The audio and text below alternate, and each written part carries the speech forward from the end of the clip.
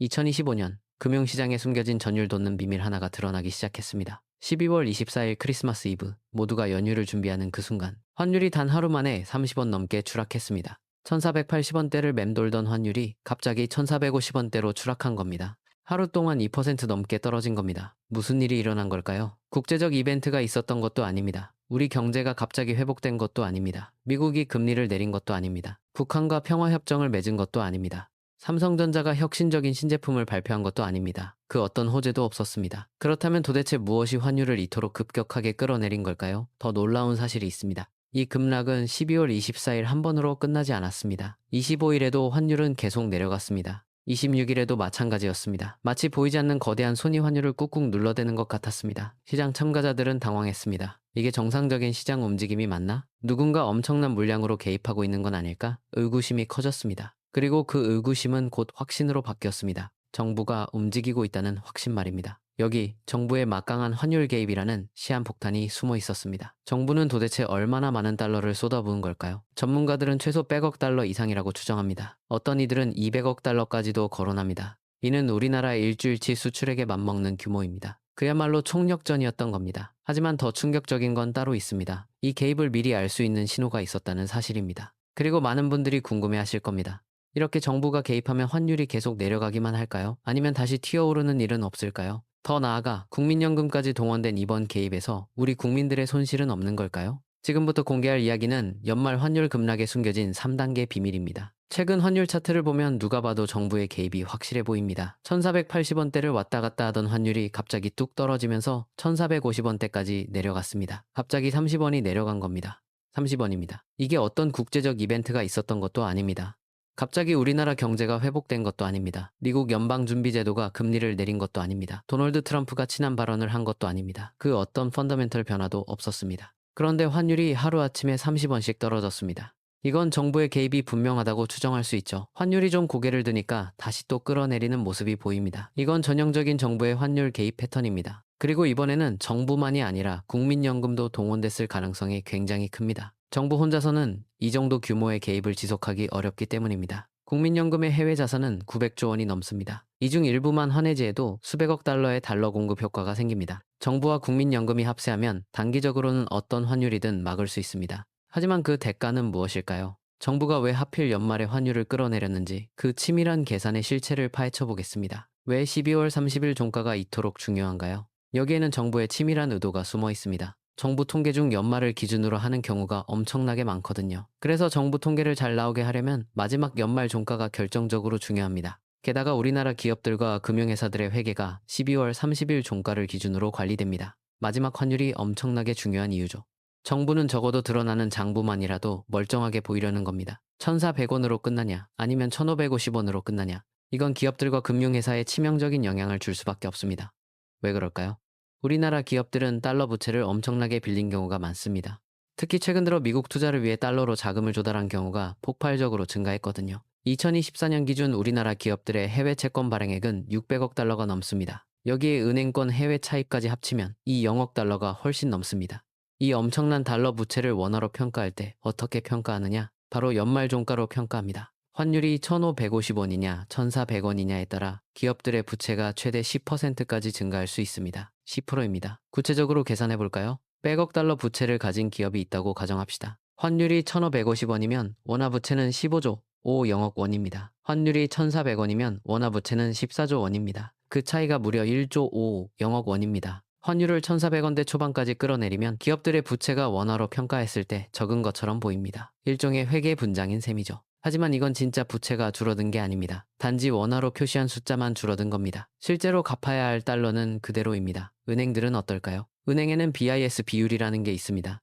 BIS 비율이란 무엇일까요? 은행의 건전성을 나타내는 핵심 지표입니다. 은행의 자기 자본을 위험 가중 자산으로 나눈 비율로 이 수치가 높을수록 은행이 안전하다는 의미입니다. 국제결제은행이 정한 최소 기준은 8%이며 우리나라는 보통 10% 이상을 유지해야 합니다. 은행에는 달러 표시 자산이 굉장히 많습니다. 우리나라 주요 은행들의 해외 자산은 총 50억 달러가 넘습니다. 만약 환율이 엄청 올라간 채로 끝나게 되면 위험 가중치가 커지면서 BIS 비율이 급락합니다. 예를 들어볼까요? 자기 자본이 10조 원이고 위험 가중 자산이 100조 원인 은행이 있습니다. BIS 비율은 10%입니다. 여기서 환율이 150원 오르면 달러 자산의 원화 평가액이 증가합니다. 위험 가중 자산이 110조 원으로 늘어납니다. BIS 비율은 9.09%로 떨어집니다. 규제 기준에 가까워지는 겁니다. 그러면 은행들이 건전하지 않은 것처럼 보이게 됩니다. 환율을 연말에 방어해주면 은행들이 건전한 것처럼 분장할 수 있는 겁니다. 더 큰 문제가 있습니다. 대한민국의 대외 부채를 작게 보이게 만드는 효과까지 있습니다. 우리나라 GDP를 달러로 표시할 때는 연평균 환율을 사용합니다. 하지만 우리나라 외채의 원화 환산 규모는 연말 환율로 평가합니다. 2024년 11월 기준 우리나라 총외채는 700억 달러가 넘습니다. 환율이 오르면 우리나라 외채 규모가 원화로 환산했을 때 눈덩이처럼 급증하게 되거든요. 환율이 1,550원이면 외채는 38조 원입니다. 환율이 1,400원이면 외채는 938조 원입니다. 그 차이가 100조 원입니다. 종가 관리를 해서 환율을 끌어내리면 GDP 대비 채무 비율이 낮아집니다. 원화로 표시한 대외 부채가 작아진 것처럼 만들 수 있는 겁니다. 하지만 이 역시 숫자 노름일 뿐입니다. 실제 갚아야 할 달러 부채는 변하지 않습니다. 여기에는 하나의 역설이 숨어 있습니다. 정부가 본격적으로 개입하기 전 시장에는 기묘한 신호가 나타났습니다. 22일과 23일 사이 환율 차트를 보면 굉장히 지저분합니다. 톱니바퀴처럼 지그재그로 움직이는 모습이 보입니다. 마치 심장박동 같기도 하죠. 이건 정부의 개입 신호입니다. 환율이 계속 급등, 급락, 급등, 급락을 반복합니다. 왜 이런 일이 일어날까요? 반지 의제왕에 나오는 간달프가 발록 앞에 서서 You shall not pass 이렇게 외치는 모습이 있죠. 그것처럼 정부가 시장에 선언하는 겁니다. 절대로 너희들 1485원은 못 넘어. 만약 1485원 이상 베팅하면 너희는 엄청 손해볼 거야. 시장에 신호를 보내기 위해 지그재그 모습이 나타나는 겁니다. 이런 현상이 나타나면 정부의 본격적인 개입이 있을 수 있다는 경계심을 가져야 합니다. 왜냐하면 지그재그 환율은 항상 정부가 본격적으로 개입하기 전에 시장에 신호를 주는 방법이거든요. 더 이상 지나가지 못한다. 1485원 이상은 절대로 못 넘어. 간달프가 지팡이를 꽉 내리친 겁니다. 첫 번째 위험, 톱미 전쟁의 의미입니다. 정부가 본격적으로 개입하기 전에 톱미 차트가 발생하는 데에는 이유가 있습니다. 누르려는 정부와 올리려는 시장 사이에 치열한 전쟁이 벌어질 때 톱미처럼 지그재그로 움직입니다. 이 톱니가 유지되고 있다는 뜻은 무엇일까요? 정부가 뒤로 물러설 생각이 전혀 없다는 겁니다. 정부의 강력한 의지를 시장에 공표하는 효과를 냅니다. 너희들 1485원 이상은 절대 못 지나가. 이렇게 선언하는 거죠. 두 번째 함정, 시장 테스트의 비밀입니다. 더욱 중요한 비밀이 여기 숨어 있습니다. 정부가 달러 물량을 폭탄 투척하기 전에 시장의 힘이 얼마나 센지 시험합니다. 계속해서 반복적으로 개입하는 겁니다. 이를 통해 연말 종가 관리에 필요한 달러 물량이 얼마인지 측정합니다. 그 물량을 확보한 다음에 본격적으로 환율에 개입해서 30원씩 끌어내리는 겁니다. 정부의 1차 환율 방어선은 누가 뭐래도 1485원이었습니다. 환율에 대해 본격적으로 개입하면서 한 단계 끌어내렸습니다. 정부의 방어선은 1460원으로 한 차원 내려왔습니다. 24일 크리스마스 이브 아침만 해도 환율이 1460원에 가까워지면 정부가 적극적으로 개입했습니다. 또다시 끌어내렸고요. 다시 시장이 1460원을 테스트하면 또 개입해서 급격하게 환율을 끌어내렸습니다. 정부는 절대로 연말까지 1460원을 뚫리지 않도록 온갖 노력을 하고 있습니다. 시장에 보여주고 있는 겁니다. 세 번째 시한폭탄, 시장의 반란입니다. 시장의 반란이 계속되고 있다는 건 무슨 뜻일까요? 정부가 과연 1460원을 막을 만한 힘이 있는지 시장 자체가 자꾸만 테스트하고 있습니다. 살얼음판 위를 걷고 있는 겁니다. 하지만 우리나라 정부가 허수아비 정부가 아니라면 종가 관리 정도는 할 자신이 있습니다. 만약 이렇게 개입했는데도 종가 관리를 못한다면? 그렇다면 우리나라의 환율 관리 능력에는 큰 구멍이 뚫렸다고 봐야 합니다. 그런데 1월 달의 환율은 어떻게 될까요? 많은 분들이 이렇게 생각하실 겁니다. 12월 말에 정부가 나서서 종가 관리하면 정부의 환율 개입 여력을 다 써버려서 1월 달에 환율이 급등하는 거 아닐까? 여기에 정부의 치밀한 계산이 숨어 있었을 겁니다. 1월 초에는 환율이 내려가는 효과가 조금 있거든요. 정부 눈치 보느라 대놓고 당장 환율 상승 베팅을 하기는 힘들 가능성이 높습니다. 게다가 우리나라 수출 대기업들이 연말에 수출한 대금이 1월, 2월에 들어옵니다. 달러에서 원화로 환전하는 경우가 늘어날 수 있습니다. 환율이 안정될 수 있겠죠. 한국 법인의 해외 지사에서 국내 본사로 달러를 송금하는 경우도 1월에 꽤 많습니다. 우리나라 수출 대기업들이 미국에 투자한다 하더라도 적어도 직원 월급과 협력회사의 줄도는 환전해야 합니다. 이 환전 수요가 있는 1월 초에는 환율이 추가로 더 내려갈 수도 있습니다. 정부는 이걸 보고 12월 말에 종가 관리를 한 겁니다. 하지만 여기서부터 진짜 위험이 시작됩니다. 1월 중순을 넘어가고 하순이 되고 2월이 됩니다. 정부의 환율 개입은 이미 소진된 상태에서 다시 한번 환율과 정면 승부를 해야 합니다. 시장이라는 게 훨씬 더 똑똑하기 때문입니다. 과연 정부의 종가 관리가 1월 중순 이후에 어떤 영향을 미칠지는 아직 불안한 상황입니다. 시계를 1997년으로 돌려봅시다. 외환 위기가 환율 관리에 실패한 대표적인 사례입니다. 그때 환율이 800원에서 결국 1968원까지 올랐습니다. 2배가 훨씬 넘게 오른 겁니다. 왜 이렇게 됐을까요? 1997년 11월 정부는 환율을 방어하기 위해 외환 보유고를 대규모로 투입하기 시작했습니다. 당시 한국은행 총재는 외환 보유고가 충분하다고 계속 말했습니다. 하지만 실상은 달랐습니다. 실제 사용 가능한 외환은 39억 달러에 불과했습니다. 발표된 외환 보유고 200억 달러의 대부분은 이미 선물한 계약으로 묶여 있었던 겁니다. 정부는 환율 방어를 위해 하루에도 수억 달러씩 시장에 쏟아부었습니다. 하지만 시장의 힘은 더 강했습니다. 투기 세력들은 정부의 외환이 바닥날 때까지 공격을 멈추지 않았습니다. 결국 11월 21일 정부는 환율 방어를 포기했습니다. 그날 환율은 하루 만에 10% 급등했습니다. 국가부도 위기가 현실이 된 순간이었습니다. IMF 구제금융을 신청한 겁니다. 이것이 바로 섣부른 환율 개입이 초래한 재앙의 실체였습니다. 결론부터 말씀드리면 이런 방식의 외환 위기를 겪을 가능성은 거의 없습니다. 왜냐하면 우리나라 한국인들의 달러 보유액이 예전과는 달리 엄청나게 늘었거든요. 2024년 말 기준 우리나라 외환 보유고는 200억 달러가 넘습니다. 1997년에 200억 달러와는 비교할 수 없을 정도로 강해진 겁니다. 우리나라 기업들의 달러 보유력도 엄청납니다. 삼성전자, 현대자동차 같은 대기업들은 각각 수백억 달러의 현금성 자산을 보유하고 있습니다. 국가 전체적으로 1997년식 위기를 또 겪을 가능성은 거의 없다 해도 과언이 아닙니다. 하지만 2008년 글로벌 금융위기 때 있었던 일은 우리가 다시 한번 되새겨볼 필요가 있습니다. 2008년 9월 리먼 브라더스가 파산했습니다. 전 세계 금융시장이 얼어붙었습니다. 달러가 전 세계적으로 부족해지는 달러 경색 현상이 일어났습니다. 우리나라도 예외가 아니었습니다. 2008년 1월 1000원이었던 환율이 10월에는 1570원까지 치솟았습니다. 불과 10개월 만에 57% 급등한 겁니다. 정부는 환율 개입을 지속적으로 했습니다. 하루에도 수십억 달러를 시장에 투입했습니다. 하지만 환율이 올라가는 걸 결국 우리나라 힘으로는 못 막았습니다. 외환 보유고가 2억 달러 이상 있었는데도 말이죠. 왜일까요? 시장의 공포가 정부의 외환 보유고보다 훨씬 더 강력했기 때문입니다. 글로벌 금융위기라는 쓰나미 앞에서 정부의 개입은 모래성에 불과했습니다. 그때 한국과 미국의 통화수합이 체결되면서 간신히 환율을 1570원에서 막았거든요. 2008년 10월 30일 미국 연방준비제도와 300억 달러 규모의 통화수합 계약을 체결했습니다. 이 소식이 전해지자 환율은 급락하기 시작했습니다. 불과 며칠 만에 1300원대로 떨어졌습니다. 미국의 지원 약속 하나가 우리 정부의 수개월간 개입보다 더 강력한 효과를 발휘한 겁니다. 정부의 환율 개입이라는 게 급성 위기가 오면 정말 쉽지 않다는 걸 알 수 있습니다. 아무리 많은 외환을 보유해도 시장의 공포를 이길 수는 없습니다. 결국 근본적인 신뢰 회복만이 환율을 안정시킬 수 있다는 교훈을 얻었습니다. 그렇다면 현재 환율 문제가 과거 사례와 비슷할까요? 그렇지 않습니다. 이번에는 급성이 아니라 만성 질환 형태로 왔거든요. 첫 번째 독, 급성에서 만성으로의 변화입니다.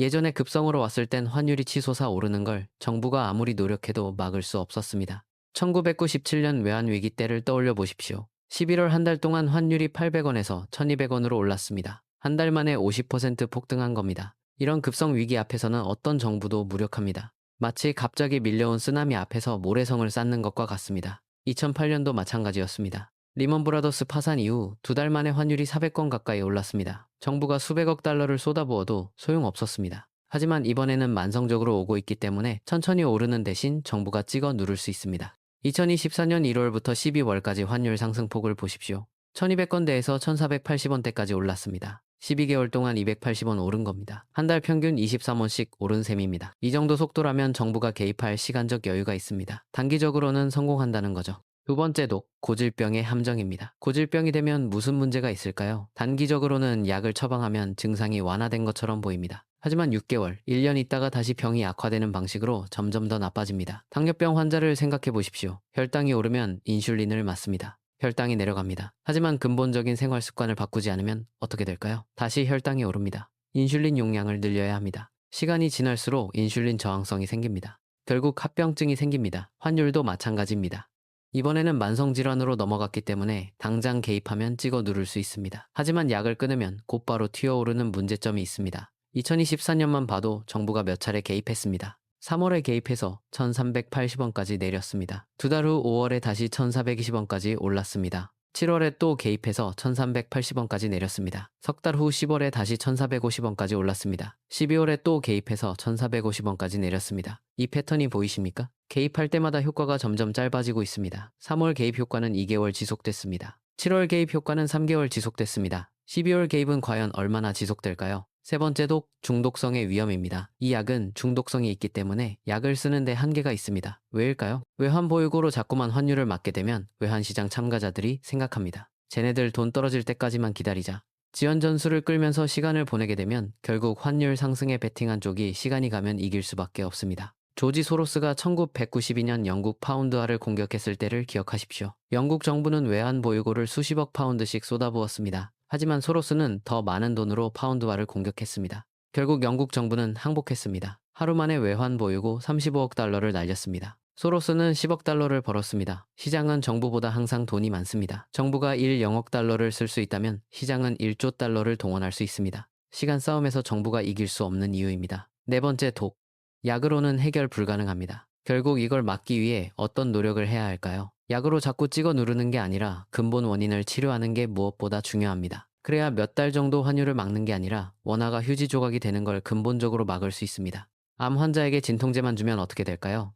통증은 일시적으로 완화됩니다. 하지만 암은 계속 자랍니다. 결국 진통제로는 어떻게 할 수 없는 지경에 이릅니다. 환율도 마찬가지입니다. 외환 개입이라는 진통제로는 한계가 있습니다. 근본적인 수술, 즉 구조개혁이 필요합니다. 환율 방어 실패의 근본적인 원인은 무엇일까요? 한국은행이 너무 많은 돈을 풀었습니다. 감히 미국보다 낮은 금리를 42개월째 유지하고 있습니다. 대한민국 역사상 최장 금리 격차를 유지하고 있죠. 우리나라가 미국보다 금리 낮은 게 42개월째 유지된다는 게 말이 안 됩니다. 42개월입니다.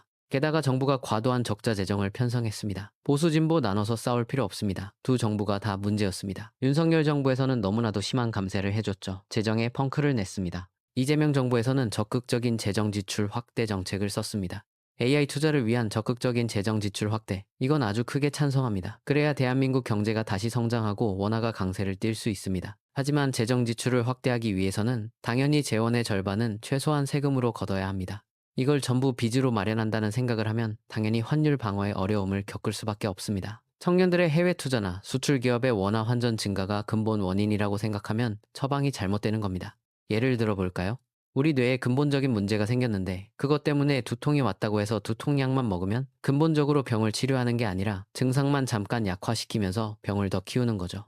지금 청년들의 해외 투자와 수출의 원화 환전 증가는 사실 근본적으로 대한민국 경제에 거시적인 문제가 생겼기 때문입니다. 사람들이 이걸 다 알고 시장에서 행동에 나선 거거든요. 근본 원인을 치료해야지 증상에 대해서 자꾸 두통약만 먹이는 방식은 병을 키우는 겁니다. 몇 달은 환율을 막을 수 있지만 근본 원인을 그냥 놔두면 다시 환율이 튀어오를 수밖에 없습니다. 두 번, 세 번, 네 번 계속해서 반복하게 되면 어떻게 될까요? 환율 방어 여력이 점점 더 소진될 수밖에 없습니다. 여기 희망의 신호가 보이기 시작합니다. 과연 우리나라는 달라졌을까요? 과거의 실패로부터 교훈을 얻었을까요?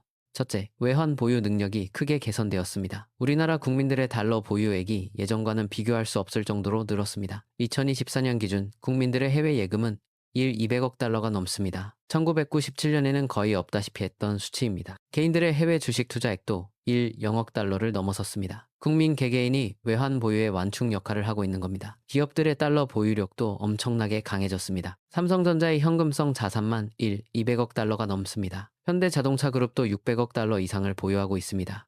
SK, LG, 포스코 등 주요 대기업들의 달러 자산을 합치면 30억 달러가 넘습니다. 1997년 외환위기 때 우리나라 전체 외환 보유고가 200억 달러였던 것과 비교하면 엄청난 변화입니다. 국가 전체적으로 1997년식 위기를 또 겪을 가능성은 거의 없다 해도 과언이 아닙니다. 둘째, 시장의 투명성이 높아졌기 때문입니다. 과거에는 정부의 환율 개입이 베일에 쌓여 있었습니다. 시장 참가자들은 정부가 언제 어떻게 움직이는지 알 수 없었습니다. 하지만 지금은 다릅니다. 정부의 환율 개입 신호를 시장 참가자들이 미리 포착할 수 있습니다. 톱니바퀴 차트라는 명확한 신호가 있습니다. 22일과 23일의 지그재그 패턴이 그것입니다. 이는 시장과 정부 간의 소통이 개선되었다는 증거입니다. 정부도 더 이상 깜짝 개입으로 시장을 놀라게 하지 않습니다. 미리 신호를 보내고 시장의 반응을 살핍니다. 이는 시장 친화적인 방향으로의 진화입니다. 셋째, 정부의 대응 능력이 바뀌었습니다. 급성 위기가 아닌 만성질환 형태로 진행되고 있기 때문에 정부가 단기적으로 대응할 시간이 있습니다. 1997년처럼 하루아침에 환율이 폭등하는 상황이 아닙니다. 2008년처럼 몇 개월 만에 57% 급등하는 상황도 아닙니다. 천천히 오르기 때문에 정부가 개입할 타이밍을 선택할 수 있습니다. 적어도 종가 관리 정도는 성공할 가능성이 높습니다. 연말이라는 특정 시점만 집중 방어하면 되기 때문입니다. 넷째, 통화스왑 같은 국제협력체계가 구축되었습니다. 2008년 금융위기 때처럼 최악의 상황에서는 미국과의 통화스왑이 작동할 수 있습니다. 현재 우리나라는 미국, 중국, 일본, 스위스, 캐나다, 호주 등 여러 나라와 통화스왑 협정을 맺고 있습니다. 총 규모는 200억 달러가 넘습니다. 완전히 고립된 상황은 아닙니다. 글로벌 금융 안전망이 작동하고 있습니다. 다섯째, 경상수지가 흑자를 유지하고 있습니다. 2024년 우리나라 경상수지 흑자는 800억 달러가 넘을 것으로 예상됩니다. 이는 매달 평균 70억 달러 가까이 외화가 순유입되고 있다는 뜻입니다. 수출이 수입보다 많고 해외 투자 수익도 들어오고 있습니다. 근본적으로 외화가 부족한 상황은 아닙니다. 하지만 여전히 근본적인 위험은 존재합니다. 금리 역전 상태가 42개월째 지속되고 있습니다. 적자 재정 문제가 해결되지 않았습니다. 구조적 문제를 방치한 채 증상만 치료하는 방식은 언젠가 한계에 부딪힐 수밖에 없습니다. 국민연금 환해지로 환율을 끌어내렸다는데 과연 공짜일까요? 국민연금 환해지가 도대체 무슨 의미일까요? 환해지란 무엇일까요? 환율 변동 위험을 줄이기 위한 금융기법입니다. 예를 들어 국민연금이 해외 주식에 투자했을 때 환율이 떨어지면 손실이 발생할 수 있는데 이를 막기 위해 미리 환율을 고정하는 계약을 맺는 겁니다. 하지만 이 과정에서 금리 차이만큼 비용이 발생합니다. 최대한 단순화해서 설명하자면 이런 뜻입니다. 3개월 환해지를 했다면 현 시점에서 석 달 동안 달러를 빌리는 대가로 원화를 담보로 제공합니다. 석 달 뒤에 다시 교환하는 거거든요. 석 달 동안은 어떤 효과가 있을까요? 달러를 빌리니까 달러에 대한 이자를 내야 합니다. 원화는 빌려주니까 원화에 대한 이자는 받습니다. 하지만 달러 금리가 훨씬 높죠. 달러 금리와 원화 금리 차이만큼 국민연금은 손해를 보는 구조입니다. 환해지 기간이 점점 길어지면 어떤 문제가 생길까요? 국민연금의 손해는 지속적으로 늘어납니다. 국민연금이 역사상 최대의 수익률을 올렸다는 뉴스가 나왔습니다. 하지만 이건 현금화한 게 아니죠. 환해지 비용은 이미 현금으로 털어서 돈을 지불한 겁니다. 국민연금의 수익은 실현된 게 아닙니다. 주식 투자로 말씀드리자면 주식을 샀는데 중간에 평가 금액이 100원에서 150원 올랐다고 박수치면 소용없습니다. 이걸 팔아서 현금화해야 진짜 돈을 번 거죠.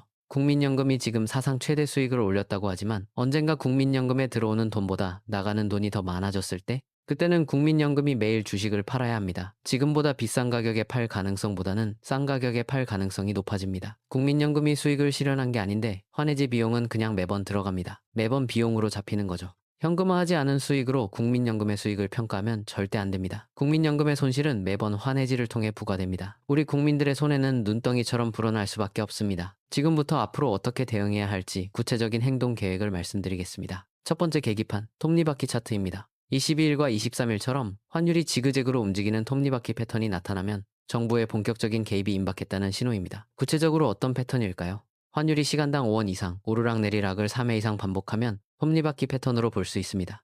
예를 들어 오전 9시 1485원, 10시 1480원, 11시 1485원 이런 식입니다. 이 패턴이 보이면 단기 환율 상승 베팅은 위험합니다. 정부가 방어선을 사수하겠다는 강력한 의지를 표현하는 겁니다. 과거 데이터를 보면 톱니바퀴 패턴 출현 후 72시간 이내에 본격 개입이 시작된 경우가 80% 이상입니다.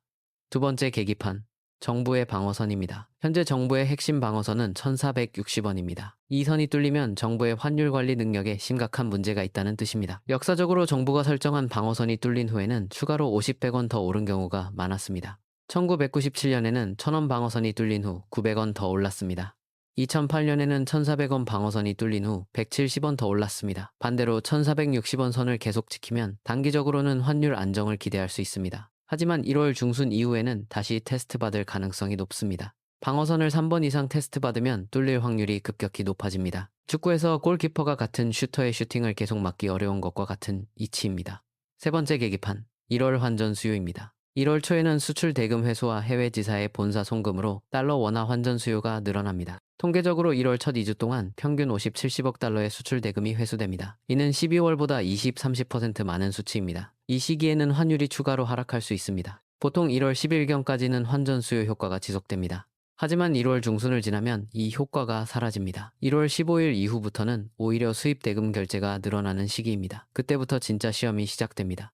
과거 10년 데이터를 보면 1월 하순 환율이 1월 초반보다 평균 15원 높았습니다. 네 번째 계기판, 금리 격차 42개월입니다. 한미 금리 역전 상태가 42개월째 지속되고 있습니다. 이것이 해소되지 않는 한 환율 상승 압력은 계속됩니다. 현재 미국 기준금리는 4.25, 4.5%입니다. 우리나라 기준금리는 3%입니다. 그 격차가 1.25, 1.5%포인트입니다. 역사적으로 한미 금리가 역전된 기간은 평균 18개월이었습니다. 하지만 지금은 그 2배가 넘는 42개월입니다. 이는 구조적 문제가 있다는 신호입니다. 한국은행의 금리 정책 변화를 주시해야 합니다. 한국은행이 금리를 0.25%포인트 올릴 때마다 환율은 평균 15원 하락하는 경향이 있습니다. 금리 격차가 줄어들지 않으면 환율 방어는 결국 한계에 부딪힙니다. 2026년 상반기 내로 한미 금리 격차가 0.5%포인트 이내로 줄어들어야 환율 안정을 기대할 수 있습니다. 다섯 번째 계기판, 국민연금 환해지 비용입니다. 국민연금의 환해지가 계속되면 금리 차이만큼 손실이 누적됩니다. 현재 금리 격차 1.5%포인트를 가정하면 100억 달러 환해지에 연간 1억 5억만 달러, 즉 이 0억 원 이상의 비용이 발생합니다.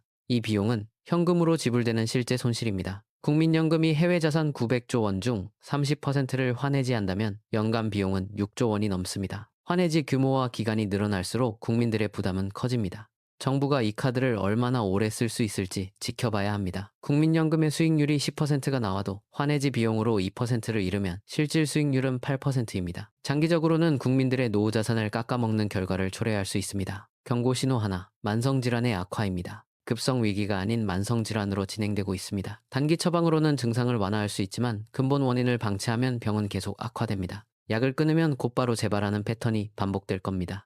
경고 신호 둘, 외환 보유고 소진의 위험입니다. 환율 개입을 반복할수록 외환 보유고는 줄어듭니다. 시장은 정부의 탄약이 떨어질 때까지 기다리는 전략을 쓸 겁니다. 시간이 지날수록 정부보다 시장이 유리해집니다. 경고 신호 셋, 재정 적자의 악순환입니다. 과도한 감세와 빚으로 메우는 재정 지출은 원화 약세를 부채질합니다. AI 투자 같은 미래 성장 동력에는 적극 투자해야 하지만 재원의 절반은 세금으로 마련해야 합니다. 빚으로만 해결하려는 태도는 환율 방어를 더 어렵게 만듭니다. 경고신호 넷, 국민연금의 숨겨진 손실입니다. 국민연금의 사상 최대 수익은 아직 실현되지 않은 평가이익입니다. 반면 환해지 비용은 이미 현금으로 지불된 실제 손실입니다. 이 불균형이 계속되면 국민들의 노후 자산에 심각한 타격을 줄 수 있습니다. 변화가 심한 이 시대에 어떻게 살아남을 것인가? 근본 원인을 치료하지 않고 증상만 억누르는 방식은 한계가 있습니다. 한국은행의 금리 정책을 정상화해야 합니다. 42개월째 지속되는 금리 역전 상태를 해소해야 합니다. 구체적으로 어떻게 해야 할까요?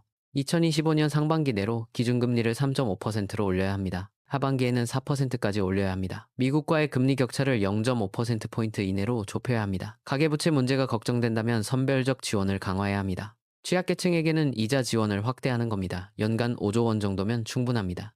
이자율 3% 이하 저소득층 대출, 이 0조 원에 0.25%를 지원하는 수준입니다. 전체 가계부채를 인질로 금리 정책을 묶어두는 것보다 훨씬 효율적입니다. 재정 건전성을 회복해야 합니다. 세금 개혁 없이 빚으로만 재정을 운영하는 방식은 지속 불가능합니다. 법인세 최고 세율을 25%로 환원해야 합니다. 이것만으로도 연간 15조 원의 세수가 확보됩니다. 부동산 보유세를 정상화해야 합니다. 공시가격 현실화를 다시 추진해야 합니다. 여기서 10조 원을 확보할 수 있습니다. 금융투자소득세를 도입해야 합니다. 주식과 펀드에서 5억만 원 이상 수익을 낸 사람에게 25% 과세하는 겁니다. 연간 5, 7조 원을 확보할 수 있습니다. 이 세 가지만 해도 연간 35조 원의 추가 세수가 생깁니다. 이 돈으로 AI 투자를 하고 청년 일자리를 만들고 기후변화에 대응할 수 있습니다. 빚을 늘리지 않고도 말이죠. 국민연금 개혁도 시급합니다. 환해지를 무기한 연장할 수는 없습니다. 연간 수조 원의 비용이 발생하기 때문입니다. 근본적으로 국민연금의 해외 투자 전략을 재검토해야 합니다. 달러 자산 비중을 줄이고 원화 자산을 늘려야 합니다. 국내 혁신 기업에 더 많이 투자해야 합니다. 삼성전자, SK하이닉스 같은 반도체 기업들, LG에너지솔루션 같은 배터리 기업들, 네이버, 카카오 같은 플랫폼 기업들, 이들이 성장하면 원화도 강해지고 국민연금 수익도 늘어납니다. 일석이조입니다. 환율 계기판을 책상 위에 올려두십시오. 톱니바퀴 차트, 정부 방어선, 1월 환전 수요, 금리 격차, 환해지 비용, 이 5가지 지표를 매일 확인하십시오. 아침에 일어나면 제일 먼저 환율을 확인하십시오. 톱니바퀴 패턴이 보이는지 확인하십시오. 1460원 방어선이 지켜지고 있는지 확인하십시오. 한국은행 금리결정회의 일정을 체크하십시오. 다음 금리회의는 2025년 1월 16일입니다. 그날 금리를 올릴까요? 동결할까요? 동결하면 환율이 다시 오를 겁니다. 올리면 환율이 안정될 겁니다. 정부의 단기 처방에 안심하지 말고 근본 문제가 해결되는지 지켜보십시오. 12월 말 종가 관리는 성공했습니다. 1450원대에서 마감했으니까요. 하지만 이것이 끝이 아닙니다. 시작일 뿐입니다. 1월 중순까지는 환전 수요 덕분에 환율이 안정될 겁니다. 하지만 1월 하순부터는 다시 시험대에 오릅니다. 정부의 개입 효과가 사라지는 시점입니다. 그때 환율이 어떻게 움직이는지 주시해야 합니다. 만약 1월 말에 환율이 1480원을 넘어선다면 정부의 종가 관리는 실패한 겁니다. 단기 효과만 있었을 뿐 근본 문제는 해결되지 않은 거죠. 만약 1월 말에도 환율이 1460원 아래를 유지한다면 그때는 조금 안심해도 됩니다. 정부의 정책이 어느 정도 효과를 내고 있다는 뜻이니까요. 하지만 방심은 금물입니다. 2월에도 3월에도 계속 지켜봐야 합니다. 환율은 살아있는 생물과 같습니다. 끊임없이 움직이고 변화합니다. 한순간의 방심이 큰 손실로 이어질 수 있습니다. 다가오는 1월 중순 이후 진짜 시험이 시작될 겁니다. 그때 정부가 어떤 카드를 꺼낼지 지켜봐야 합니다. 추가 개입을 할까요? 금리를 올릴까요? 아니면 시장에 맡길까요? 그 선택이 2025년 환율의 향방을 결정할 겁니다. 우리 경제의 미래를 결정할 겁니다. 여러분의 자산 가치를 결정할 겁니다. 환율은 잠들지 않습니다. 밤에도 뉴욕 시장에서 거래됩니다. 새벽에도 런던 시장에서 거래됩니다. 24시간 365일 쉬지 않고 움직입니다. 우리도 깨어 있어야 합니다. 정보에 민감해야 합니다. 변화에 빠르게 대응해야 합니다. 2025년은 환율의 해가 될 겁니다. 정부와 시장의 전쟁이 계속될 겁니다. 누가 이길지는 아무도 모릅니다. 하지만 한 가지는 확실합니다. 준비된 자만이 살아남습니다. 정보를 가진 자만이 기회를 잡습니다. 여러분이 그 준비된 자가 되시기를 바랍니다. 깨어 있으십시오. 여기서 우리는 과거의 교훈을 되새겨야 합니다. 2010년대 초반 일본이 겪었던 일을 기억하십니까? 일본 정부도 엔화 약세를 막기 위해 수십 번 개입했습니다. 하지만 결국 실패했습니다. 엔화는 1달러당 80엔에서 120엔까지 떨어졌습니다. 무려 50% 하락한 겁니다. 일본 은행이 아무리 돈을 풀어도 소용없었습니다. 근본 원인은 일본 경제의 경쟁력 약화와 인구 감소였습니다. 증상만 치료하려 했기 때문에 실패한 겁니다. 우리도 같은 함정에 빠질 수 있습니다. 인구는 감소하고 있습니다. 2024년 출생아 수가 24만 명이었습니다. 2025년에는 22만 명 밑으로 떨어질 전망입니다. 생산 가능 인구가 줄어들고 있습니다. 경쟁력도 도전받고 있습니다. 중국이 반도체와 배터리에서 맹추격하고 있습니다. 인도가 제조업 기지로 부상하고 있습니다. 베트남이 수출 강국으로 성장하고 있습니다. 우리의 입지가 좁아지고 있는 겁니다. 이런 구조적 문제를 방치한 채 환율만 막으려 한다면 일본의 전철을 밟게 될 겁니다. 하지만 우리에게는 아직 기회가 있습니다. AI 혁명이라는 기회 말입니다. 삼성과 SK 하이닉스가 AI 반도체 시장을 선도하고 있습니다. 현대차가 전기차 시장에서 선전하고 있습니다. 네이버와 카카오가 AI 서비스를 개발하고 있습니다. 이들이 성공하면 한국 경제가 다시 도약할 수 있습니다. 원화도 강세를 띨 수 있습니다. 하지만 시간이 많지 않습니다. 2025년과 2026년이 결정적입니다. 이 시기에 AI 투자를 제대로 하지 못하면 기회를 놓칠 수 있습니다. 중국에 역전당할 수 있습니다. 미국에 더욱 종속될 수 있습니다. 그래서 정부의 재정 정책이 중요합니다. AI 투자를 위해 돈을 써야 합니다. 하지만 제대로 된 재원을 마련해야 합니다. 빚으로만 해결하면 환율 문제는 더 악화될 겁니다. 증세 없이는 불가능합니다. 누군가는 더 내야 합니다. 법인세를 올려야 합니다. 부동산 보유세를 정상화해야 합니다. 금융투자소득세를 도입해야 합니다. 정치권이 결단을 내려야 합니다. 인기 없는 정책이지만 필요한 정책입니다. 미래를 위한 투자입니다. 국민들도 이해해야 합니다. 공짜 점심은 없습니다. 좋은 복지와 강한 경제를 원한다면 세금을 내야 합니다. 유럽 선진국들이 그렇게 했습니다. 세금은 많지만 복지도 좋고 경제도 강합니다. 미국도 인프라 투자를 위해 증세했습니다. 우리만 예외일 수 없습니다. 앞으로 몇 달간 환율의 움직임을 예측해 봅시다. 1월 초반 2주는 안정될 겁니다. 수출 대금 환전 효과 때문입니다. 1월 중순부터는 불안해질 겁니다. 16일 한국은행 금리회의가 변수입니다.